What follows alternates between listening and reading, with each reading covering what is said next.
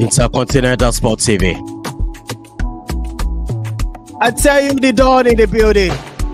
Thank God it's Friday. With this spirit, I'm welcoming everybody onto this show. I tell you, spread out, this Friday is going to be loud. That's the promise. God's feeling is going to be loud. You're welcome to the show, people. I tell you, I'm ready. Are you ready, people? Yes, we are ready. This is Friday. It's going to be loud. Come on.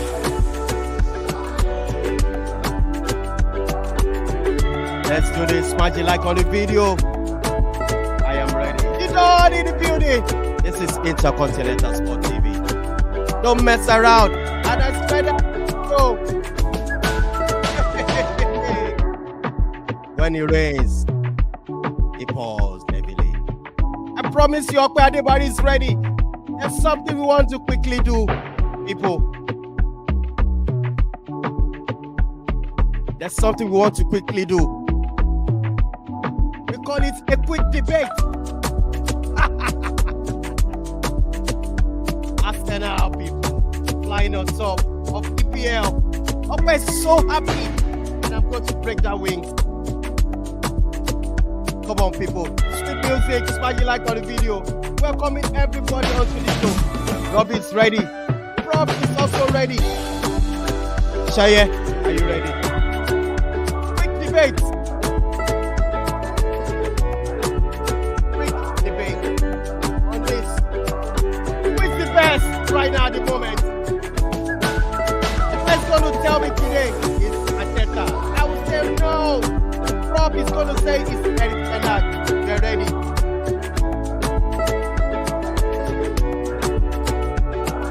Yes, we are ready. Okay, I'm going to welcome you first of all. Welcome to the show. What's going on, bro? Talk to me. Yo, Don. Thank God it's Friday. I'm happy to be on the show today. Yeah, it's a great Friday. I'm looking forward to another weekend of sweet football. So let's get right into it. All right, I'm going to use this music to welcome this great man.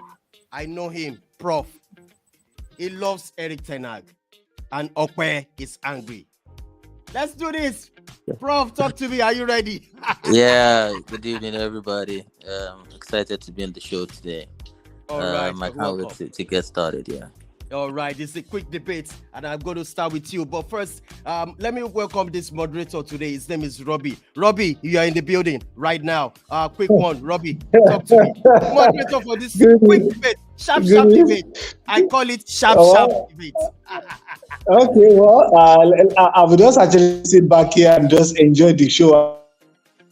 All right, I also welcome Irate as well. Irate, quick one, you're welcome to the show. Another second moderator.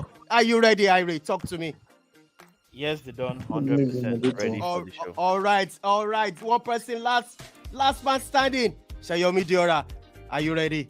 The third moderator for today. Yeah, good evening, the Don. It will be fun to listen to Prof and Okwe have a go at each other on this interesting debate.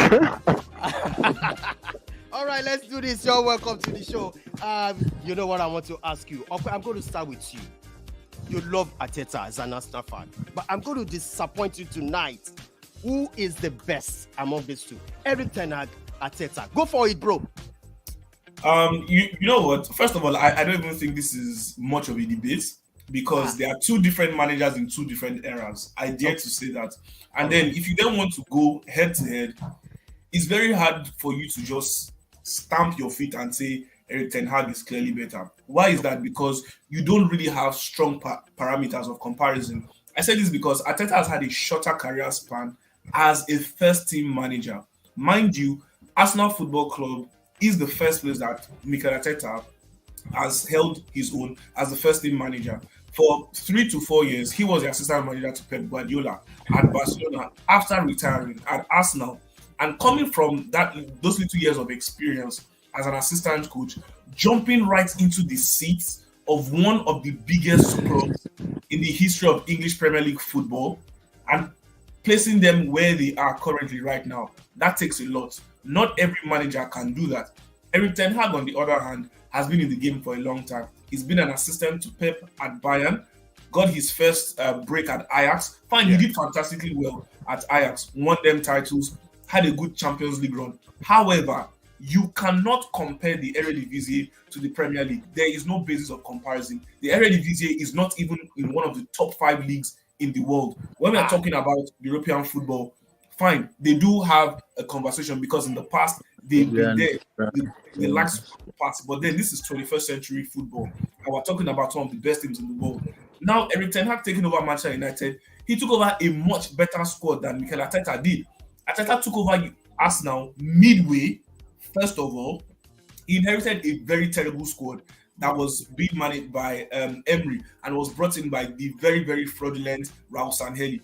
It took him time to turn over this team. He had to mold the team together, make players his own. He had to put them under him.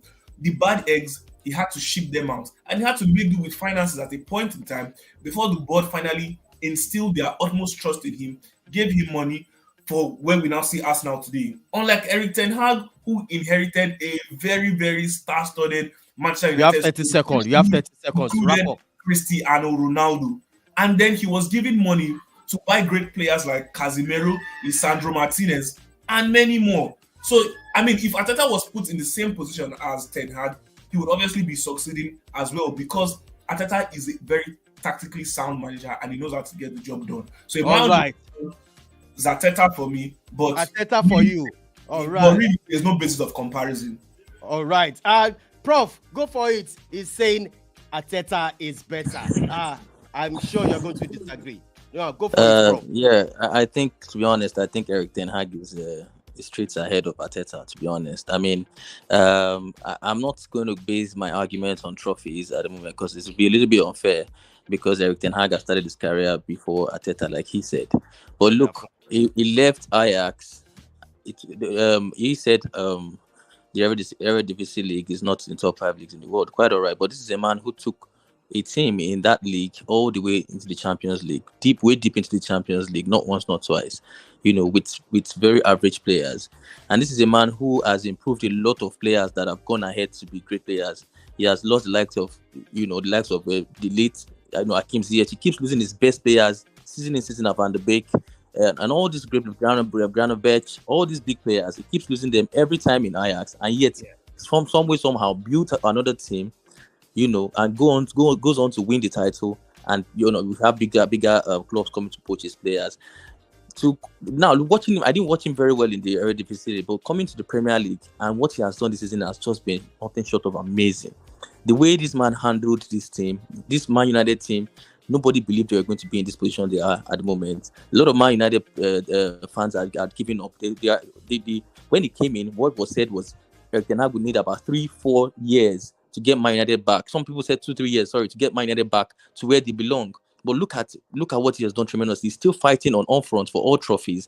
His in-game management this season has been first class. I think his in-game management has been better than Klopp's and Guardiola this season. I think it's the best in the league at managing games once the whistle has been blown. The sort of substitutions that he makes, the way he has improved players. Look at Marcus Rashford. Look at these players. Forget about players. I mean, the previous managers handled players like that in Man United and they got them nowhere. So it's not just about buying players, but this man improves them. He gets them to commit their 100% and he's not still satisfied. 30 seconds, please. And he's never still satisfied with whatever they do. So for me, tactically, I think he's way better than Arteta. And look, if Erik ten Hag was in Arteta's position last season, when they bottled the top 4, I think Erik ten Hag doesn't bottle that. He gets Arsenal into the top 4 last season when Arteta messed up. So yeah, for me, it's better than Arteta. All right. As far as I'm concerned, are we going into the second round right now? Because my head is red. I'm taking a lot of pointers from. Calm down. Okay, now let's go. It's fine. All right. I tell you, Irate, I'm going to call you as the first moderator to speak on to this matter right now. Who is the best? These two people are slugging it out. Irate, come into this game, please. Moderator, talk to me, Irate.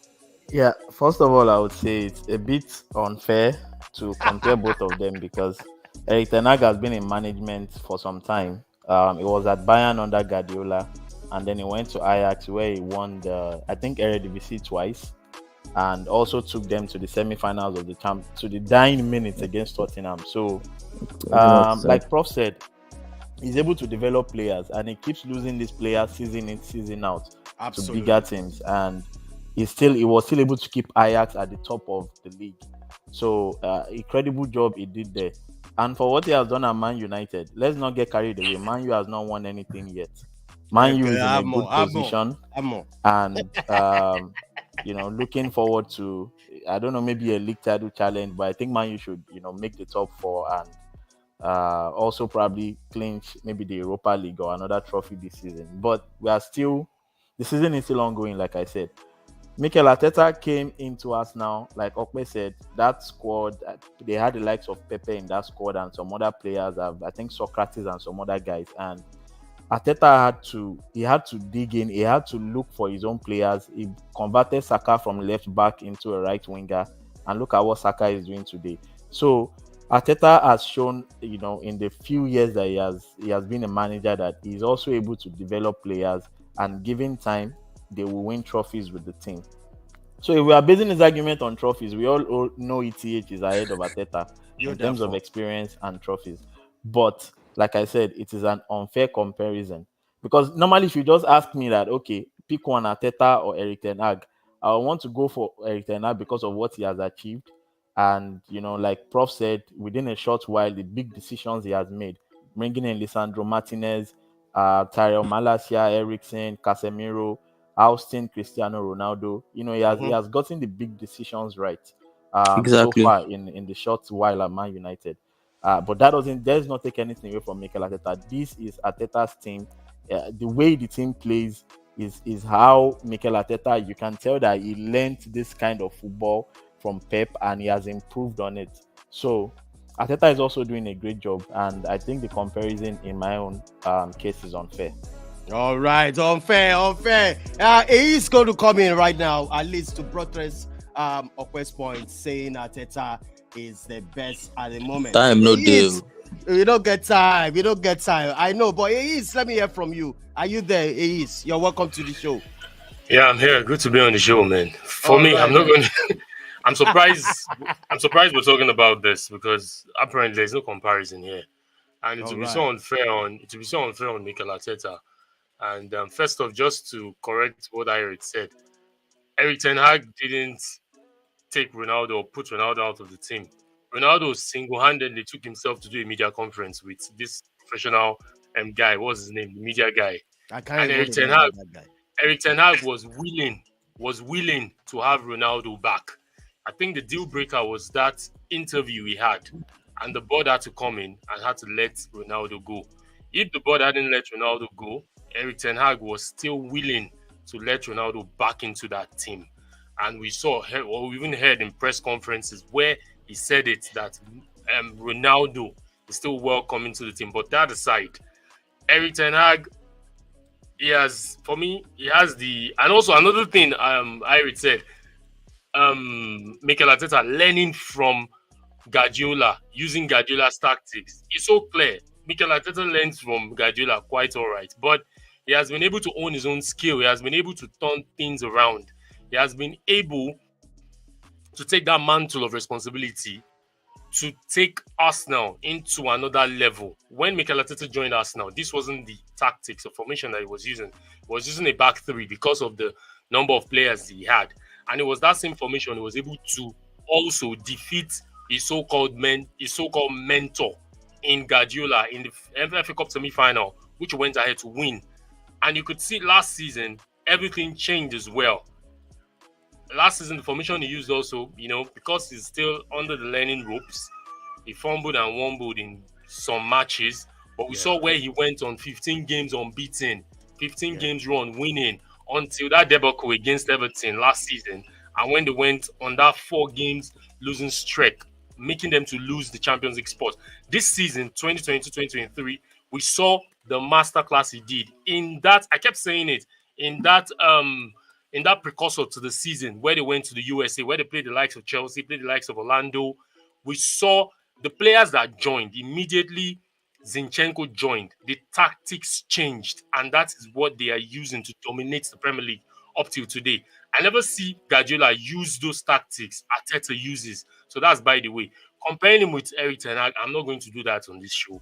Erik ten Hag is a wonderful manager. He has been able to take Manchester United to where they are. But we have to give Arteta his flowers. And like I said in the WhatsApp group today, that for you to be comparing Arteta at this stage to Erik ten Hag, it means Arteta, there is something in him. There is a sort of brilliance in what he is doing. In a short stint as a professional manager, comparing him to a manager that has been there over 10 years, then that means there is something good that Arteta is doing. So I'm going to give two of them their flowers. Arteta is doing well. Erik ten Hag is doing well. I wish them the best of luck for the remaining 15, 14 games of the season. All right, Robbie, come into this show right now. Talk to me, Robbie. Can you hear me, Robbie? Yes, I can hear you. I can hear you loud and clear. I think ETH has said everything that needs to be said.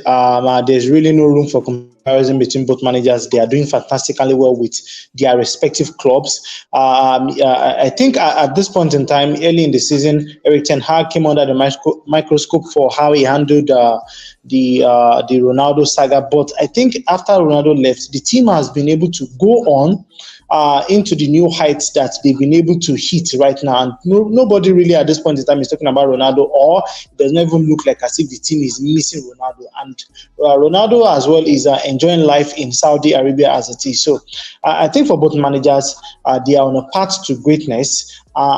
And of course, I think he said, if you begin to actually compare both of them, Ten Hag has more titles than Arteta. And for me personally, I really don't think that is the way to go. The two of them are doing very well, and we should appreciate them for the work they are doing at this point in time. Absolutely. Thank you so much. Let's move on to. Okwesi wants to say something. No, I must, because there were a number of things that Prof mentioned, and the way he mentioned it and the way he put it seemed like Ten Hag has the upper hand against Arteta, and I beg to differ. First of all, when it comes to man management, take a look at what Arteta has been able to do with the young crop of players he has on his hands. Bukayo Saka, look at Edin Nketiah. Edin Nketiah of previous seasons compared to this season. Look at Gabriel Martinelli. Look at Martin Odegaard, who was deemed a failed golden boy because he couldn't perform, quote unquote, in Real Madrid. Look at the way he has become a talisman for Arsenal. Look at how important Alexander Zinchenko is for Arsenal right now. Look at William Saliba, who many thought was never going to have an Arsenal career. That's one point when it comes to man management. Arteta is there. When it comes to teams, now Ten Hag, Prof said, you know what, at Ajax, he was always losing his best players. However, at Ajax, he has one of the best scouting systems in the world and one of the best academies in the world. There was always the next best player. Thank you. It wasn't as if it was Erik ten Hag that was doing the scouting. Thank you, Ogbe. Exactly. So there were always the next best available players ready to take over from the big people that left Ajax. That's there. When it comes to trophies, with that deadbeat squad that Arteta took over, he won an FA Cup. In terms of tactical prowess, when Arteta came into Arsenal with those crop of players, the first thing he did was to change the formation and to change the system. What did he do? He changed it to a 3 at the back. What does that formation help you to do? It helps you to curb individual errors, which there were a lot of at that point in time in Arsenal. I'm not going to name certain players. It helped to curb individual errors and create balance between attack and defense. He was able to stable the ship so that Arsenal would not even fight relegation. He did that. In terms of that top 4 last season, Arsenal not meeting up with the top 4, that's not on Arteta. That was on the players not stepping up when it needed to be. If you watch that documentary, All or Nothing, you would see that Arteta did everything possible to sack up the players mentally, prepare them tactically. At the end of the day, the players lacked leaders on the pitch, proper leaders, people who had that winning mentality. That's why this season you have Zinchenko and Jesus in the team. Arteta did everything. And then also key injuries to the likes of Thomas Partey and co. So in terms of that, Arteta cannot be blamed. Look, once again, let's just put it to bed here. There's no basis of comparison for both of them. They are from 2 different eras. So you can't really say one is better than the other. So if you want to go in total, it is still difficult to say one is clear of the other. 2 brilliant managers. Maybe in the next 5 or 10 years, we can then come back and have this conversation, really. All right. Anything lastly, before we move into the EPL preview? Can I still touch on this Erik ten Hag? Because you're going to do it quickly. I'm just open. Like Ajax, we know it's a traditional club. back then when Kanu and Kofinidi George was playing for them, 94, 95. It was a traditional club that brings out youthful players, that brings out best. Mark Overmars, Patrick Kluivert, name them. This other Dutch player, they are there. Everybody know. So if, like Okwe said, Ajax have been doing this thing. It's a tradition. They churn out future stars, and having a manager like Erik ten Hag, getting into the basics of what they do and still being successful, it's a thumbs up for me. So comparing these two managers, I think we should not just go ahead of ourselves. Maybe in the next 5 years, like Okwe said, we can come back. But Arteta has done very well, and Erik ten Hag, looking at his managerial stint with 20 and Bayern Munich second team, and also Ajax and also Manchester United, he met crop of players. Look at the players he met. So he was able to get the best out of them, despite Ronaldo trying to bring out the whole division in the team, him not playing, him not starting and all that. But Erik ten Hag has done magnificently well. Looking at the beginning of the season, losing 4 straight matches, look at the hammering at the GTEC Stadium by Brentford. Come on. I just feel Erik ten Hag, I'm going to give him his flowers. And Arteta, I will also give him his flowers because he is on the verge of taking Arsenal back to where we belong. And also, Erik ten Hag, let's hope they're on forefront. And I wish him the very best. I wish him to succeed in all the forefronts of which he's taking Manchester United, even if I'm not happy. But that's just my take. We should just take it easy. Please, just take it. Oh my goodness. All right. Somebody has already been pinching me. I should not bring this one up. I'm talking about Champions League over the week that just passed. Robbie, are you still there? Yes, I'm with you loud and clear. All right, Robbie, do this favor. Please, can you please run the result for us? Let me hear it from Inter Milan. Tell us what's going on there. Go ahead. All right, guys. I think it's no news as it is. Inter Milan were able to edge out Porto by a lone goal, courtesy of that once away man from Chelsea. Talking about Romelu Lukaku, scored in the 86th minute for Frankfurt. That one ended in favor of Napoli, and of course Victor Osimhen, the man that came to the party alongside his wingman, the Georgian international. So I think there's something special going on with this Napoli team, because anytime the Georgian scores, Victor Osimhen as well scores. I'm trying to see. I think the disappointing result of this week was the Manchester City Leipzig game. And I think a whole lot of people were expecting that Manchester City were going to bounce back from that disappointing draw against Nottingham Forest. But it seems Pep Guardiola right now, unlike the prediction that Prof has been able to make, it seems he cannot pull consecutive wins together at this point in time. So it tells you that something beyond what we are seeing is going on at that club. And the last but not the least, Real Madrid. Well, I really don't know. I really just don't know what to say at this one, because at 2-0 up, Liverpool thought they were home and dry, and that man, Mo Salah thought, okay, finally he was going to get his revenge, but Benzema had to calm his troops down, and he just had to start backing orders on how they wanted to play, and they sent 5 unreplied goals past Liverpool, and of course there was really no reply for that. And I think there's this picture in social media saying that Pep Guardiola says they will not go to Madrid to play the second leg, and that is the only way they can win the second leg. So, well, I think it was just a wonderful weekend. It was a wonderful midweek. And of course, it was just one of the best Champions League midweek games that I have seen, especially the Liverpool and the Real Madrid game. All right, Prof, I want you to come in. After Prof, then I'm going to ask Ahis to talk about this Liverpool game quickly. Liverpool game. Prof, how do you? What's your take on the game? What is wrong with Liverpool? In fact, man, I can't really. We can't say for now because some of the Liverpool fans thought they are changing. They were back in form. They had changed the tides. They had consecutive wins, back-to-back wins at Everton and Newcastle. Even though I had my doubts about the way the game went, those both games, I felt Everton did not even show up at all at the game, and they were brilliant on the counter attack. Liverpool, and got their 2 goals, not taking anything away from them. Against Newcastle as well, they scored two early goals, and then Newcastle were red carded, and Newcastle almost got back into that game with 1 man down. They pressed Liverpool, so those 2 games I felt I wasn't sure about Liverpool yet, and then the ultimate test came. Madrid at the Anfield crowd, on a Wednesday night, you expect everybody to be up. The crowd were up. They got early. They got in front with 2 goals, and only for them.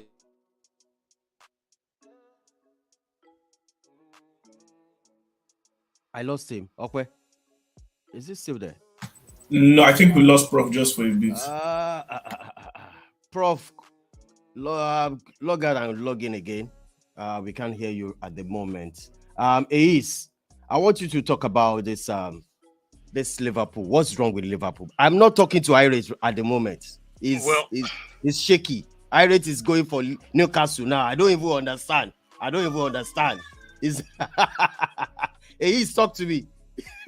Well, I wouldn't say anything is wrong with Liverpool, because this is a Liverpool team that we knew 2-3 seasons ago that were dominant in the EPL.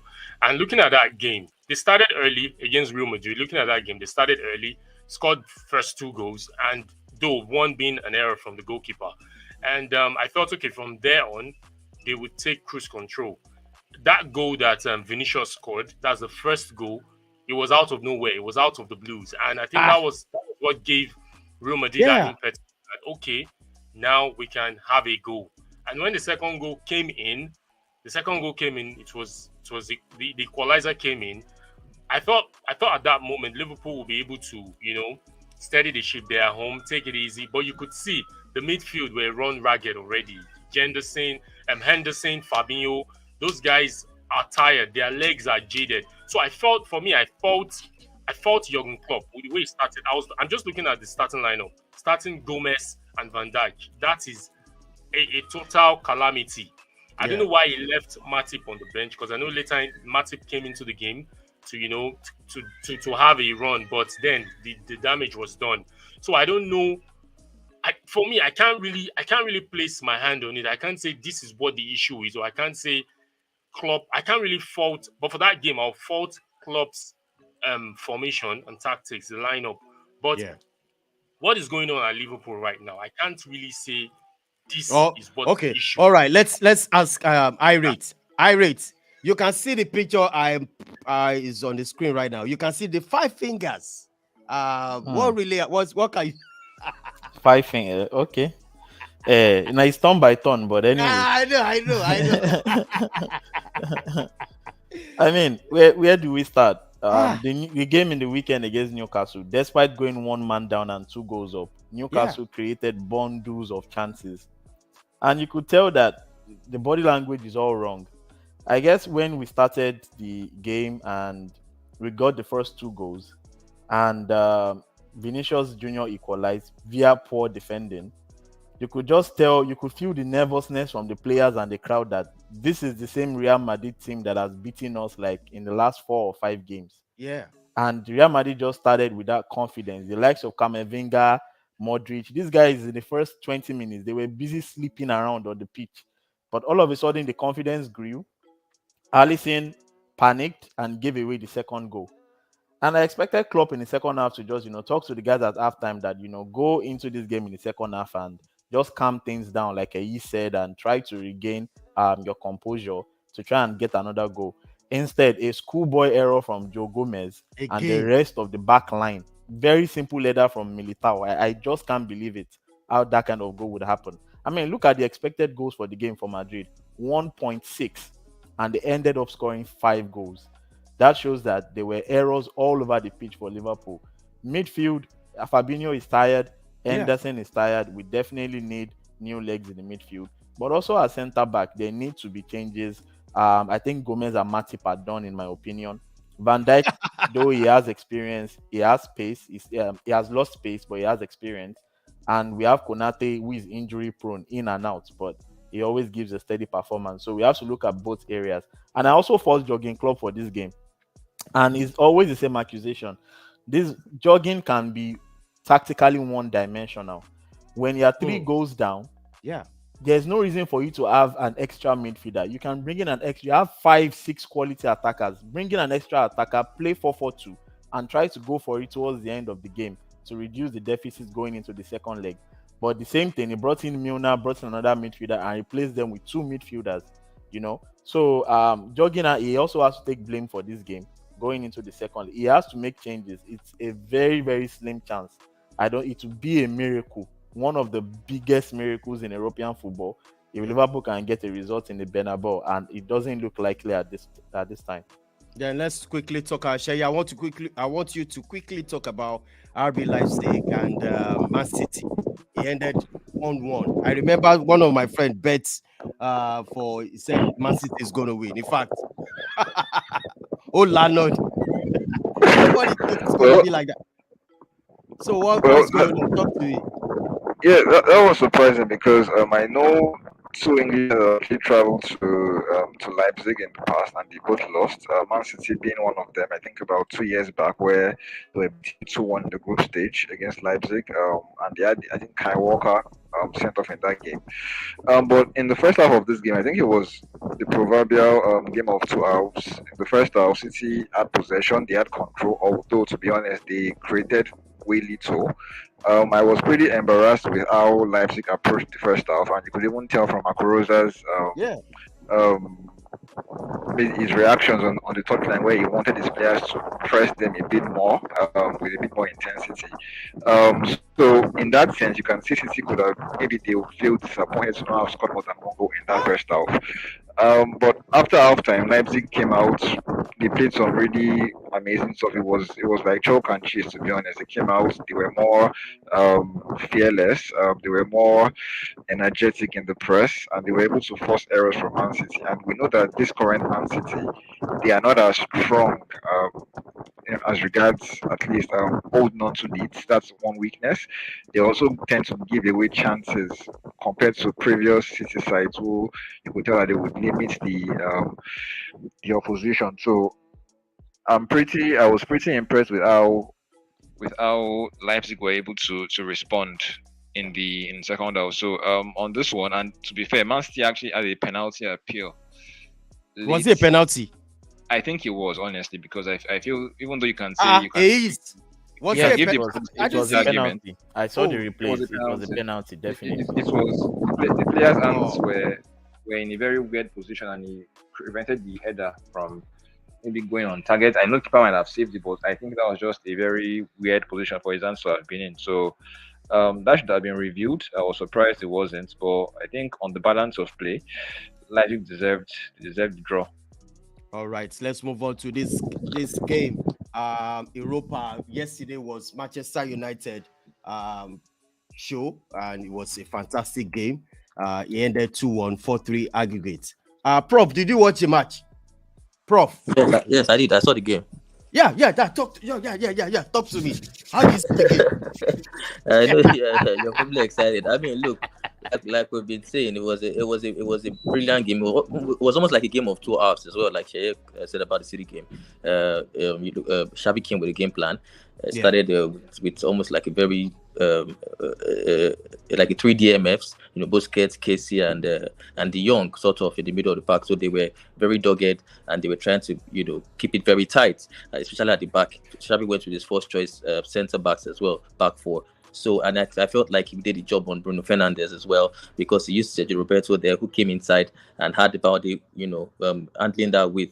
And as ARTETA had said during the game, I noticed it as well, that there was a problem with Man United because they were not stretching out. They were not using the wings very well.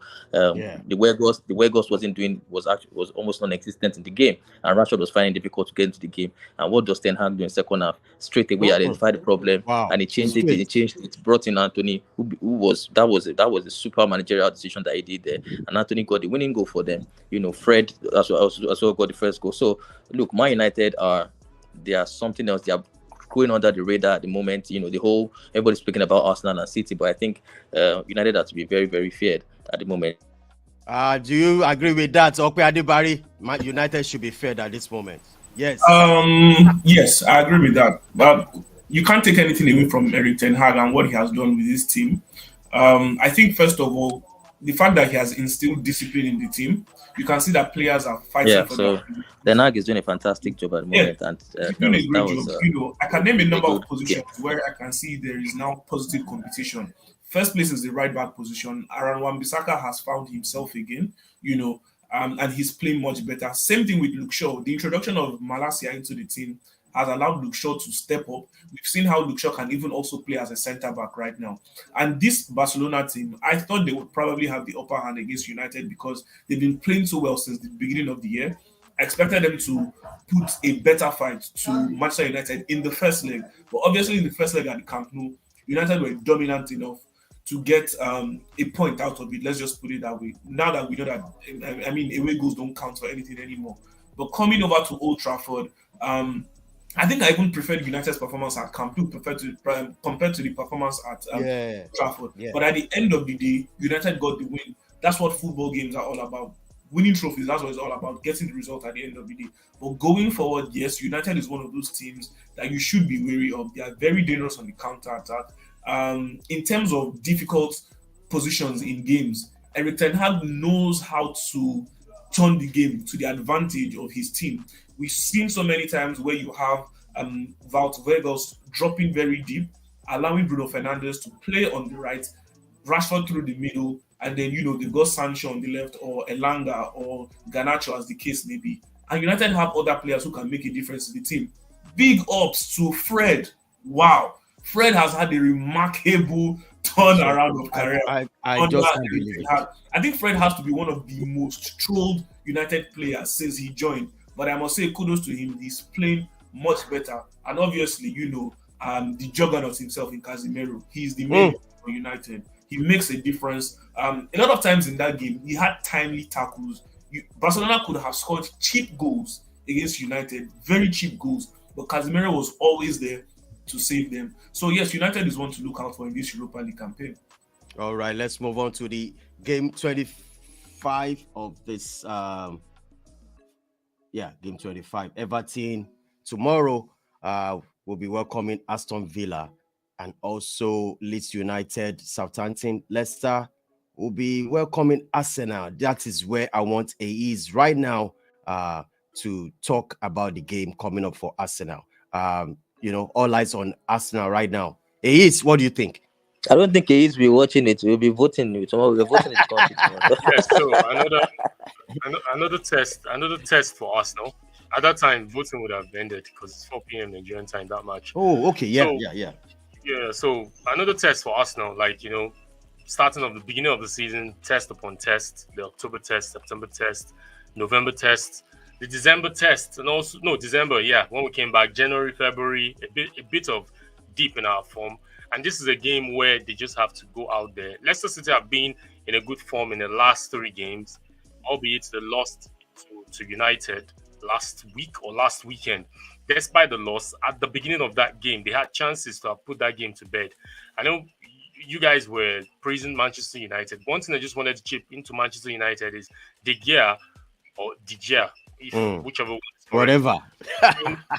Has been, for me, I'm going to talk as a cynic here. Cynic as regards ETH. So it's not about ETH brilliance. It's about De Gea's brilliance. Because if you look back 3 games, Leeds United at home, Leeds United, which they drew, De Gea was important, was instrumental to that 1 point they picked at Old Trafford. Leeds United away, De Gea also was instrumental. If you watch, Manchester United won that game towards the tail end of the match. De Gea was instrumental. If you also watch against Barcelona, look at the last game, what they played yesterday. So I feel De Gea has been instrumental to Manchester United's success. I'm not going to take away ETH managerial style, but De Gea also needs to have at least a percentage of whatever adulation we're giving to ETH. So back to Leicester City. They did well against Manchester United at Old Trafford, but the first half was crazy. Crazy was all Leicester City.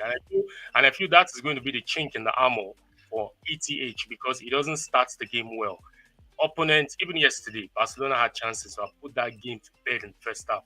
But De Gea's brilliance also came to the fore. So Leicester City, I know they're going to come out. They will not come. They will not set up to play low block because that has been Arsenal's Achilles heel since February. Brentford showed that, and also Aston Villa showed a bit of that. But a bit of luck to us last week when that goal went in at the dying embers of that game. So Leicester City are going to come out, and I think that will suit us. And Arsenal players, they know this game is a must-win. If you want to put pressure on Man City, or if you want to put pressure on the people chasing you, you have to make a statement by picking the 3 points. And also, Arsenal have the opportunity to go possibly 5 points or 7 points or 8 points, whatever, on Wednesday when they play their game in hand against Everton. So I see this game poised. I know Arsenal, they know what's at stake. And I believe the boys are going to put in a brilliant performance. And I hope and pray there is no bad officiating. There is no bias officiating. And I hope we won't hear any issue about officiating. I know Leicester City will come out to attack, and that will favor us. So I see Arsenal ready for this, and I hope they do well tomorrow. All right. The next fixtures is West Ham also welcoming Nottingham Forest. Same with Bournemouth, will be welcoming Man City. That would be a fantastic another game whereby all eyes will be upon that's Man City traveling all the way to Bournemouth. Prof, do you think any issue on that for Man City? It's the Premier League. Anything can happen. You know, we're talking about we're just talking about Leicester Arsenal, and Leicester they've been a fantastic form up till the last game where they faced I think United. Yeah, I think United embarrassed and beat them. I think it was 3-0. I'm not sure. So they'll be looking to bounce back to as well, and they can easily get the win as well. So like what I'm saying is it's a very difficult game all around. We cannot say for sure that City will go to Bournemouth after what happened at Forest, even though they created a lot of chances at Forest. But we expect that they will beat Bournemouth. You would expect them to overturn that draw that they had, that disappointing draw they had against Nottingham Forest. They should go to Bournemouth and get the 3 points if they want to keep pace with the front runners Arsenal. So I expect De Bruyne was ill. He couldn't play against Leipzig, so we expect him back for this game. It will be fine. Who makes everything. You don't give up. I don't. And they should be able to beat. They should be able to beat Bournemouth and get the 3 points. All lights of De Bruyne. It's in this title race. I see Manchester United supporting Manchester City. I've never seen. Not all United fans are supporting Man City. Not all United fans are supporting Man City. So in some quarters, some United fans are really not sitting on the fence or sitting on the side of Manchester City. Manchester City have got their troubles. United were in the wilderness for a very long time prior to when Erik ten Hag came. So I think United fans are just happy generally about the direction the team is going on. The team is going right now. So for Man City, I think they've had their glory, and of course, it's time for Arsenal and Man United to share the spotlight. So Liverpool too can go and sit in the trenches alongside Man City as it is. And they don't. I want to quickly add something. Now, I've seen the last two games recently against Man City's games. I must say that I've started to see what people are saying about Eden Haaland and the way Pep is using. I don't think Pep is actually at this moment in time getting the best out of him. God bless you. Because I saw the game against Leipzig, and this young man made 1 million runs constantly behind the defenders, and no ball was put through to him. They kept on passing the ball, trying to wear the Leipzig players down. And one through ball I couldn't find to him. I think it's going to affect him psychologically, because as a striker, if you keep making that runs and the ball doesn't come in, at a point you tell yourself, why wasting time? Why making those runs? And then you stop making those runs. And the way Haaland is built, especially when he played in the Bundesliga, is used to piercing the defense with his pace and power and hitting teams on the break. And this tiki-taka style, I mean, I felt like Pep had cracked the code when he was using De Bruyne and Gundogan very close to him. You know, it was getting better at that point. But without De Bruyne 2 days ago, they didn't play to his strength at all. So I think he has to fix that. Pep has to fix that if they must go forward. Yes, thank you so much. I don't think we can use one game to judge that. The start shows itself. In the EPL, Haaland has scored how many goals? 26, if I'm not mistaken. Was it not true the midfielders feeding him? So I just feel that for me, that shouldn't be the reason why Man City is faltering. I think if you look at the entire players, the setup of Man City, Pep Guardiola said something. Was it not after resumption of the World Cup? He said that he is not seeing that determination, that hunger. He's not seeing it in the players this time around, and that is detrimental, and that is key. If you notice that game before Arsenal, they used the entire scandal issue. If you see Pep, like you said, siege mentality. That was what they used in, that was what he used in, pumping the players, and you saw what they did against Arsenal. It was, apart from the mistake Arsenal made, I was surprised.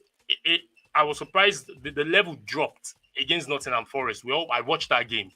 I was like, is this the Man City that played against Arsenal? Is this the same Man City? So the level dropped. Even against that RB Leipzig in that Champions League game, I didn't see that quality. I didn't see that tenacity. That thing. There's something we know about the Manchester City team of old. I'm not seeing it.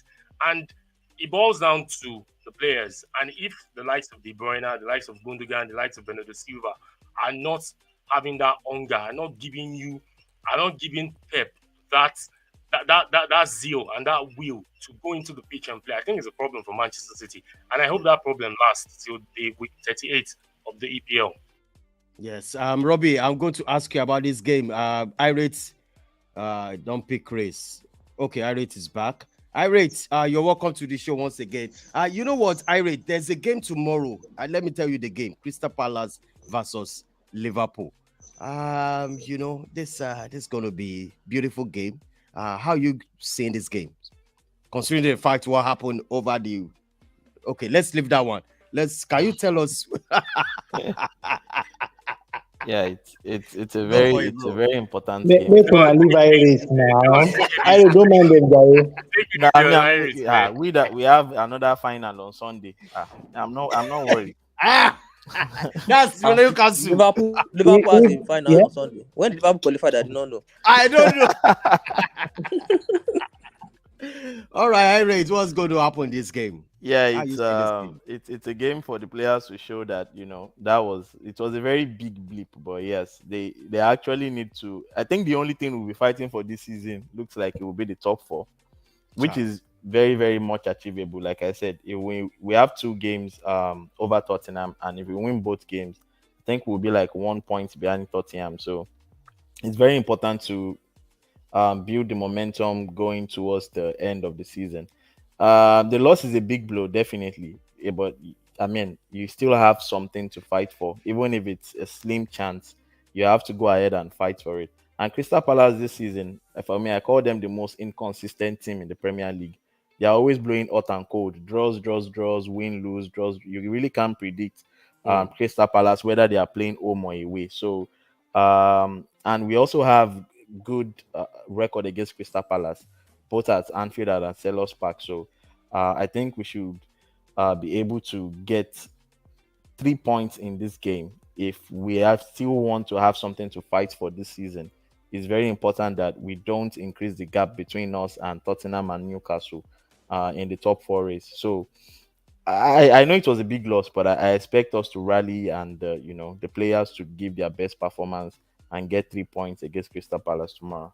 All right. For me, I want to add some. To be very honest, I think the biggest losers, in that loss that Liverpool had against Madrid would be Tottenham, with Spurs and Newcastle, because what it means, obviously, like Irate said, is that they're out of every competition now. All they have to fight for is the top 4, and I genuinely think they will get it.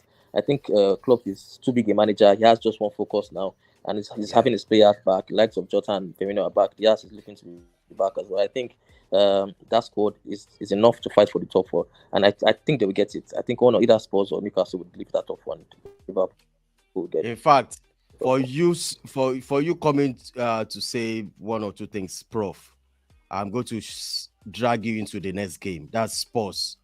It's going to be on Sunday. What should we? What is there anything we should be expecting from Chelsea, or what do you think? First of all, we don't know what to. We don't know what to expect. We never know. Oh, what? Never know. Oh my goodness! For some reason, it's in there.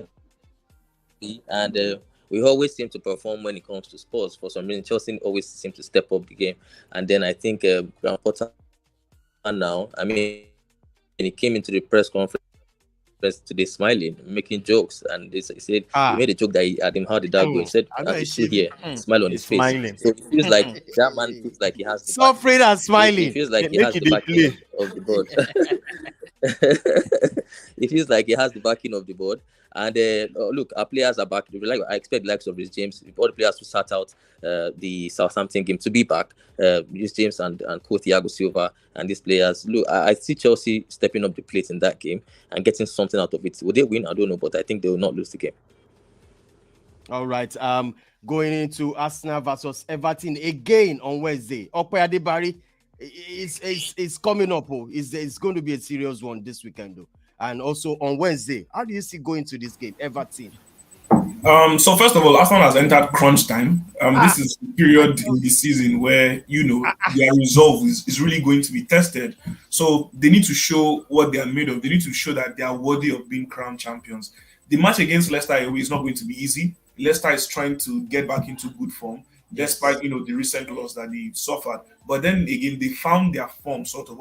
Brendan Rodgers has found the right set of players to help him get 3 points. So the question is, can Arsenal hold their own against them? I expect Leicester to go into the game with the tactical understanding of low blocks, trying to stop Arsenal from stringing one or two passes together. So the question will be, will Arsenal be able to find another way to get goals and win that game? That's up to the Arsenal. The game against Everton is a very, very serious game.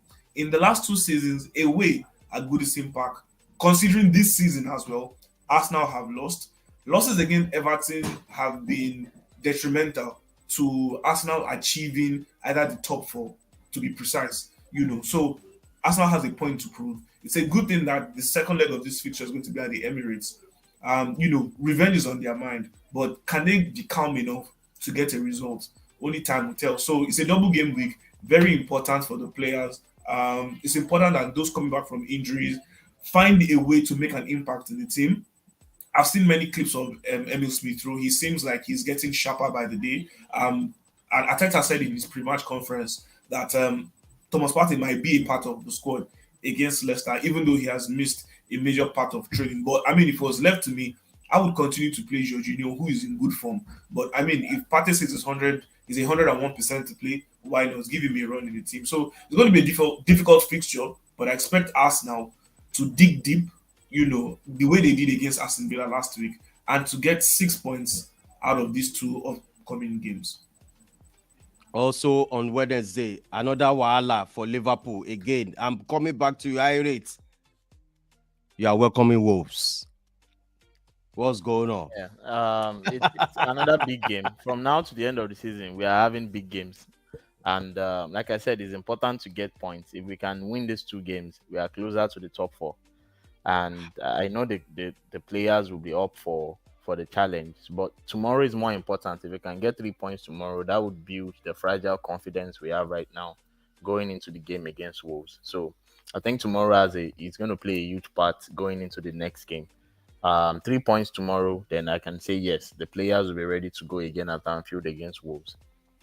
I have a question for Irate. Sorry, please. Irate, what do you think of Virgil van Dijk at this moment in time? Yeah, I already touched on Virgil van Dijk, and I said he is the best defender in the world. Yes. The injuries have started, counting, and he has lost a bit of pace. With what I've seen, but the experience is still there. My defender. The experience is still there. He's still able to, make clearances, still able to lead the line and, provide leadership to the defense. But do you think he's as brave as he used to be? Because I think he has lost some bravery. He doesn't go into challenges. He almost like shies away from challenges. Wow. I think, like I said, he's been injured, I think, like twice now this season and even last season. So I think, apart from the fact that it's going to be, I think, 31 or 32 this year, the injuries have also affected his form. But the thing is, like I said, we also, the likes of John Terry, Rio Ferdinand, all of these players, even when they lose legs, the experience is still there. And, it will be we shouldn't write him off yet that he should be out of the team or he should be. I don't write the guy. Yeah, I was just touching on that because you mentioned Terry and Ferdinand. Are you willing to apologize for comparing him to Terry and Ferdinand, please? Oh,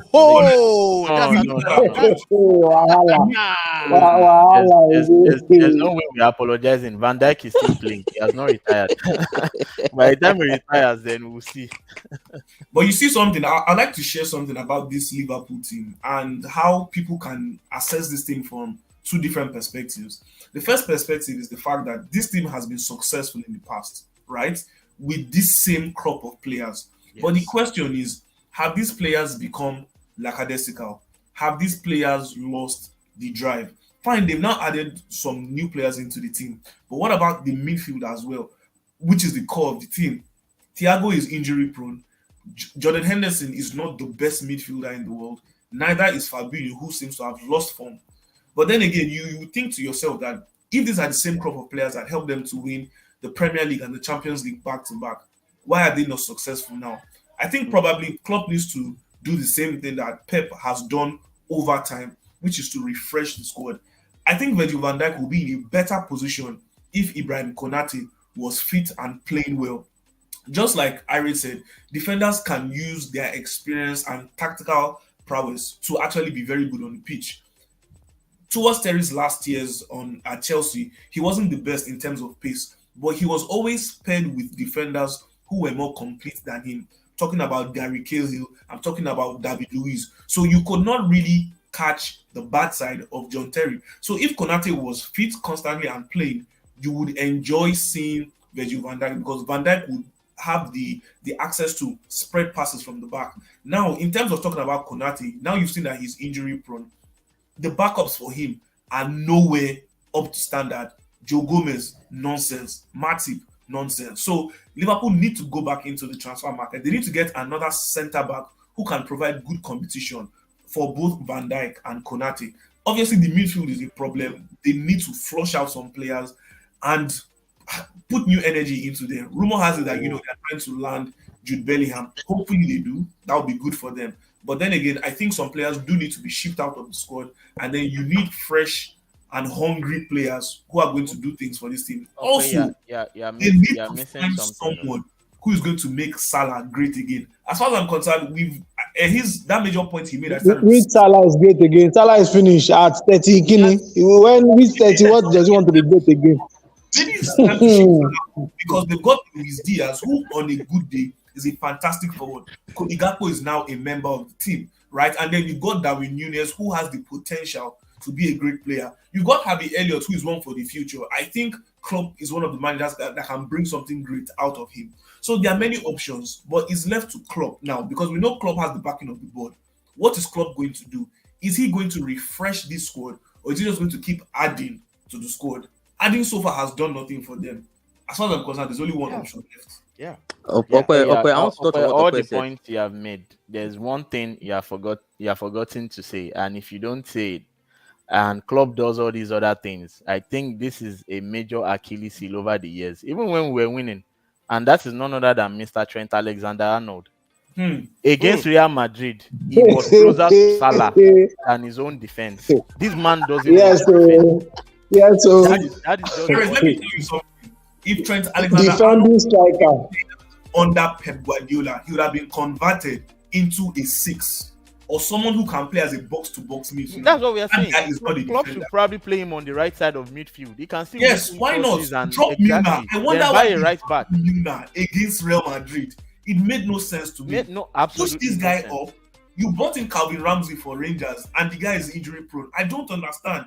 Get in a world-class right back. Push Alexander-Arnold forward, and you get the best out of this guy. I'm telling you, he can spray passes for days, and he doesn't necessarily want to defend. So put him in a position where he'll be much better. I mean, guys, I want us to talk about on Sunday. Sorry, because of our time, Manchester United in the final of Carabao Cup. Let me speak it very well. Let me say it very well. Manchester United. And let me preview. Let me start with the preview of the game. As the only Newcastle fan here. As I do this. He's the only Newcastle fan here. All right. Let me start with Robbie. Robbie, Manchester United is going to the final. What do you expect? If remember, okay, a lot of time to rest. But going into yes, what's your take on this? Yes, Newcastle has a lot of time to rest for the match. Yes, they have some troubles in their camp, but I think that should not give Man United the overconfidence going into this game. Also, there is a bit of news today, so no one knows if it's a mind game or if it is just stating the fact as it is because Rashford was reported to be in doubt for the game to be played on Sunday. So the issue right now is the fact that if Rashford does not play on Sunday, what is the play going to be like for United? So all things being equal on Sunday, I think United can get the victory from this game personally. But let me say, on a scale of 1 to 10, I think I'll be sitting on a 6.